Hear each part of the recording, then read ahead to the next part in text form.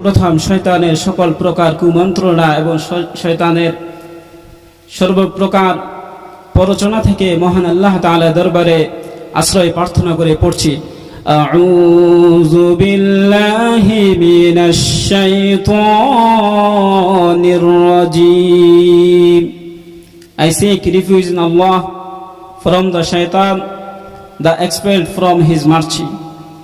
অতঃপর শুরু করছি সেই মহান আল্লাহর নামে, যিনি পরম করুণাময় অসীম দয়ালু। বিসমিল্লাহির রহমানির রহিম। In the name of Allah, the most gracious, the most merciful. সমুদয় তারিফ জগৎ বিস্তৃত করুণা আধার সেই মহান সত্তার নিমিত্তে, যিনি স্বীয় করুণা দ্বারা এই নবমণ্ডল ভূমণ্ডলকে আবৃত করে রেখেছেন। শত সহস্র দুরূদ ও সালাম অর্পিত হোক সেই মহান ব্যক্তির শানে, যার আগমনে এই ভুবন হয়েছে ধন্য, যিনি সর্বদা মনের গহীনে শরণ্য, যিনি এই তমসা জগতের সকল কুসংস্কারকে দুরিশ্বাত করে সত্যের আলোকে করেছেন সমন্য। তিনি হলেন প্যারা নবী হযরত মুহাম্মদ মুস্তাফা সাল্লাল্লাহু আলাইহি ওয়াসাল্লাম। মুহতারাম হাজিরিন, এই বিশ্বভুবন যখন জাহিলি আদেরা আচ্ছন্ন, অশান্ত ধরনের চারদিকে হাহাকার, এই হাহাকারে বাতিল শয়তানিয়াতে দুর্দন্ত দাপটে পৃথিবী মোহবান, অথচ মহান সৃষ্টিকর্তা রহস্যময় সৃষ্টি দ্বারা সুসজ্জিত এই বসুন্ধরা, এই ধরাকে সুশোভিত করেছেন তার সৃষ্টি দ্বারা। যখন নারী জাতি লাঞ্ছিত, বঞ্চিত, অপমানিত, পদদলিত, কোনো সভ্যতা ছিল না নারীর অপমানে রুখে দাঁড়াতে, নারীকে শান্তি নিরাপত্তার কথা বলতে, নারীর নিষ্পাপ মুখে মিষ্টি হাসি ফুটাতে, বরঞ্চ নারীকে পদসেবার জাতাকলে পিষ্ট করে তো নারীকে জীবন্ত হত্যা করা হতো। কখনো বা নারীকে সুমজবুত পাহাড়ের উঁচু টিলায় তুলে নিয়ে গিয়ে পেছন থেকে ধাক্কা মেরে গভীরতম কূপে নিক্ষেপ করে নারীকে হত্যা করা হতো। কখনো বা নারীকে জীবন্ত মাটির নিচে পুঁতে ফেলা হতো। আবার কখনো বা নারীকে জীবন্ত গলা টিপে হত্যা করা হতো। আবার কখনো বা নারীকে বোতা করাত দিয়ে টুকরো টুকরো করে নারীর দেহের মাংসপিণ্ডগুলোকে সাগর বা নদীতে ভাসিয়ে দেওয়া হতো। এই ভূপৃষ্ঠের উপর, পৃথিবীর বুকে নারী জাতিকে এক মুহূর্তের জন্য বেঁচে থাকার অধিকার ছিল না। অপরদিকে সাধারণ মানুষগুলো অন্ধকার প্রকোষ্ঠে হাবুডুবু খাচ্ছিল, জাহিলিয়াত, অজ্ঞতা, মূর্খতার গহ্বরে হাবুডুবু খাচ্ছিল। সাধারণ মানুষগুলো পথভ্রষ্ট বিভ্রান্তের ন্যায় এদিক সেদিক ছুটাছুটি করছিল। সাধারণ মানুষের অধিকারগুলো এক শ্রেণীর দানবদের পায়ে পিষ্ট হচ্ছিল। শক্তিমানরা দুর্বলদের অধিকার নিয়ে ছিনিমিনি খেলছিল। তখন সাধারণ মানুষগুলো এদিক সেদিক ছুটাছুটি করছিল। সারা পৃথিবীতে যখন এমন এক করুণ অবস্থা বিরাজমান, এমন এক বিভীষিকাময় অবস্থা বিরাজমান, তখন আল্লাহ তাআলা এই ধরার প্রতি দয়া করলেন, এই ধরার প্রতি রহম করলেন, এই ধরার প্রতি অনুগ্রহ করলেন। এই ধরাবাসীর প্রতি দয়ার্দ হয়ে আল্লাহ তাআলা এই ধরাবাসীকে একজন মহামানব, একজন মহানবী উপহার দিলেন।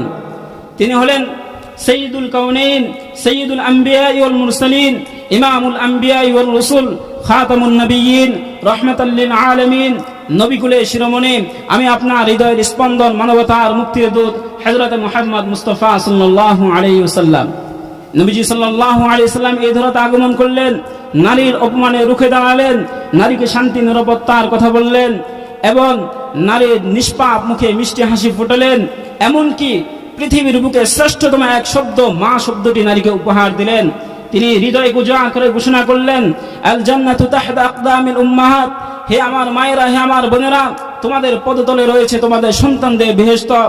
অপরদিকে তিনি সারা বিশ্বের জন্য রাহমাতাল লিল আলামিন, দয়ার সাগর হিসেবে প্রেরিত হলেন। সাধারণ মানুষের কাছে একজন মহান নেতা, একজন মহানায়ক, একজন মহান নবী হিসেবে প্রেরিত হলেন।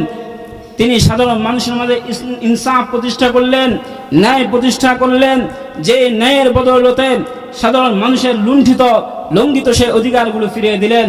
সাধারণ মানুষকে অন্ধকার প্রকোষ্ঠ থেকে তুলে নিয়ে গিয়ে হেদায়েতের পথের দিশা দিলেন। মানুষকে কোরআনের কথা শোনালেন, ইসলামের কথা শোনালেন, হাদিসের কথা শোনালেন, এমনকি মানুষের অধিকারগুলো তিনি ফিরিয়ে দিলেন।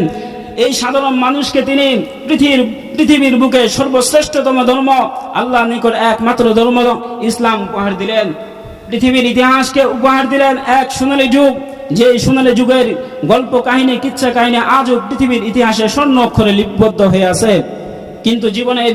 কিন্তু ভাগ্যের কি পরিহাস, নবী সাল্লাল্লাহু আলাইহি সাল্লাম যদিও পৃথিবী শুরু থেকে নিয়ে কিয়ামত পর্যন্ত আগন্তুক সমস্ত মানুষের জন্য একজন রহমত হিসেবে প্রেরিত হয়েছেন, যদিও নবী সাল্লাল্লাহু আলাইহি সাল্লাম পৃথিবীর বুকে সর্বশ্রেষ্ঠ মহামানব ছিলেন, যদিও নবীজি সাল্লাল্লাহু আলাইহি ওয়াসাল্লাম রাহমাতুল লিল আলামিন ছিলেন, সাইয়্যিদুল কাউনাইন ছিলেন, নবীকুলের শিরোমণি ছিলেন, নবীজির স্তর নবীজির মর্যাদা ছিল আল্লাহ তাআলার পরে, কিন্তু নবীজি সাল্লাল্লাহু আলাইহি সাল্লামের জীবনে একটি বাস্তবতা এটাও ছিল, নবীজি সাল্লাল্লাহু আলাইহি সাল্লাম আমি আপনার মতো একজন মানুষ ছিলেন।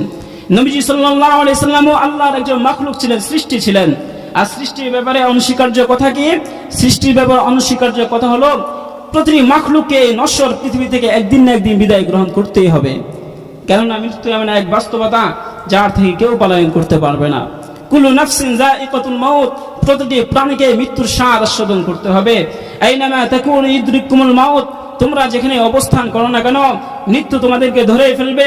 ওয়ালাউ কুনতুম ফি বুরুজিম মুশাইয়াদা, যদিও তোমরা সুমজবুত উঁচু টিলায় গিয়ে অবস্থান করো না কেন। জীবনের এই বাস্তবতায় নবীজি সাল্লাল্লাহু আলাইহি সাল্লাম পৃথিবী থেকে বিদায় গ্রহণ করলেন। নবীজির বিদায়ের সাথে সাথে সারা পৃথিবী ব্যাপী সারা দুনিয়ায় বিভিন্ন ধরনের